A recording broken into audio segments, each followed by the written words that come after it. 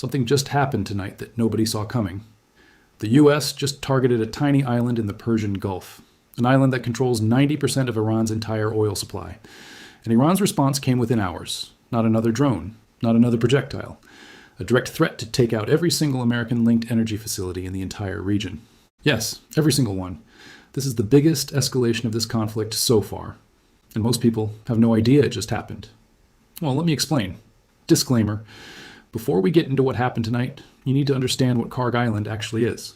Because without that, the scale of this does not land properly. Kharg Island is a small island in the northern Persian Gulf, roughly 23 square kilometers of land sitting just off the Iranian coast. It is not a city. It is not a military fortress. It is essentially a giant oil loading terminal surrounded by water. But here is why it matters so much. Approximately 90% of all of Iran's crude oil exports pass through Kharg Island. 90%. If you want to understand the economic backbone of Iran, its ability to fund its government, sustain its military, keep its society running, almost all of it flows through this one tiny island. Iran was exporting as many as 3 million barrels of oil per day through Kharg before this conflict began. 3 million barrels every single day. It is no accident that Trump called it Iran's crown jewel, because that is exactly what it is. Not a military base, not a radar installation. The economic heart of the country. And here is the detail that has been circulating widely tonight. Something that made a lot of people stop and double-check what they were reading. In 1988, nearly 40 years ago, a young Donald Trump gave a television interview. And in that interview, he said, word for word, that he would do a number on Kharg Island. That was the phrase he used, do a number on Kharg Island. In 1988, tonight, that statement became reality. The White House released a statement describing what happened as one of the most powerful military operations in the history of the Middle East. Every military installation on the island had been, in Trump's own words, totally obliterated. But here is where it gets even more significant, because the most important part of tonight's operation is not what was neutralized. It is what was not. The operation tonight engaged military infrastructure on Kharg Island, radar systems, defense installations, the assets that protect the island from above and from the water. Every single military installation gone. But the oil terminals are still standing. The loading facilities, the storage infrastructure, the pipelines, the actual machinery that handles the export of 90% of Iran's oil, untouched. And Trump made clear that this was a deliberate choice. He stated publicly that the United States had chosen not to engage the oil infrastructure, for now. And he attached one condition to that restraint. If Iran continues to interfere with the passage of vessels through the Strait of Hormuz, that decision changes. Read that again. The military infrastructure is gone. The oil terminals are being held as the next card to play. The message from Washington tonight is this. We just removed every layer of protection from your crown jewel. The facility itself is still there. It does not have to stay that way.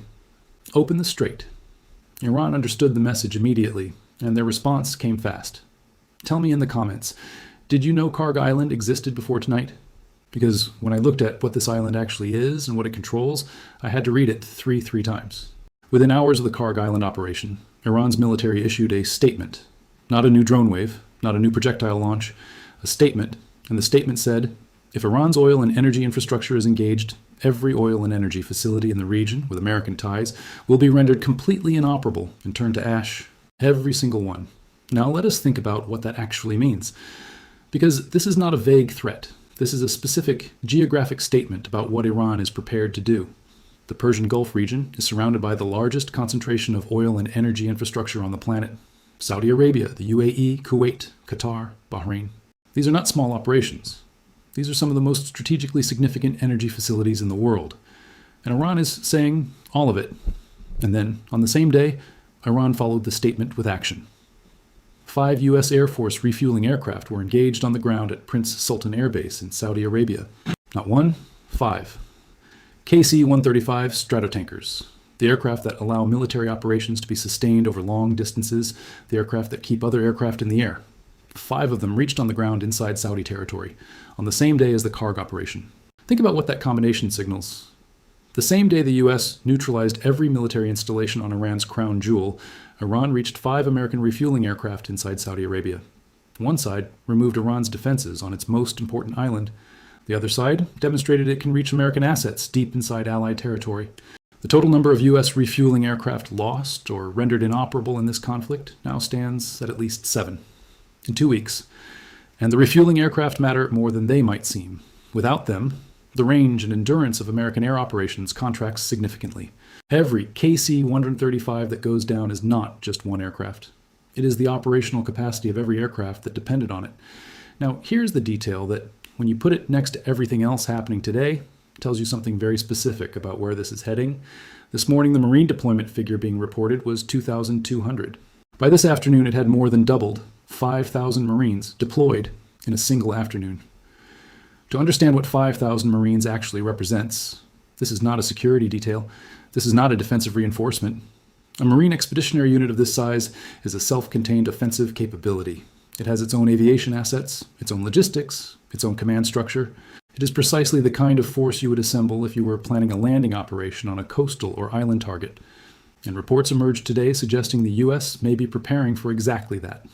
A physical ground operation on Karg Island itself, taking the island, placing American forces on the facility that handles 90% of Iran's oil exports.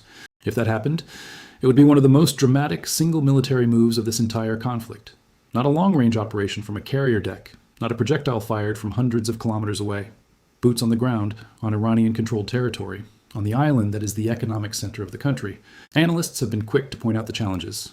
Karg Island, under any landing scenario, would be exposed to Iranian drone systems and coastal defensive capabilities that have not been neutralized. The island, once taken, would be difficult to hold. And even controlling Karg physically would not automatically reopen the strait, which remains the stated objective.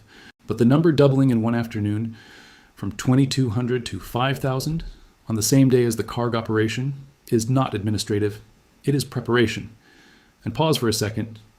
The Marine number doubled in one afternoon on the same day as the biggest operation of this conflict.